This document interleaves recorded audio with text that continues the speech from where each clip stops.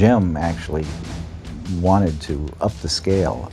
We made the models and the whole environment half again as big as the first time. There is a point in models and miniatures when they get too big, you start to lose the reason why you're doing it in miniature. The set is about 50 feet wide, 30 feet deep, with a sort of forced perspective at the horizon. There's a large area to light. The number of flying and ground HKs involved. Split screening it in with live action, interactive light and missiles and explosions on both sides of the line, both live action explosions and doing tilt down. Particularly since marrying up the foreground and background with explosions going off on both halves, which changes the light and the color on the sets. The same puppet built for the first Terminator is employed again in Terminator 2.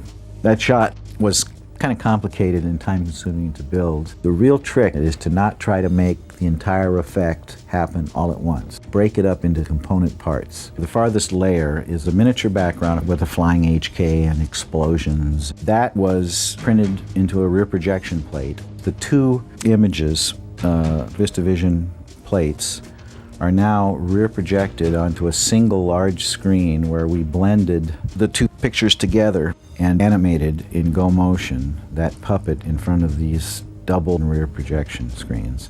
There were 4 backgrounds combined to be 2 and 2 that were shot to end up with 1 and 1. The 2 large endoskeletons. And full-scale set pieces were placed in front of 2 large screens, rephotographed with interactive light and some smoke.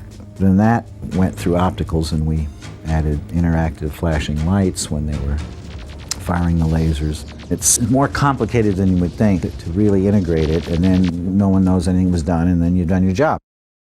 It was a quarter-scale miniature, which made it 18 feet long. The set was 70 feet long. The asphalt area into the miniature factory building was 20 feet wide.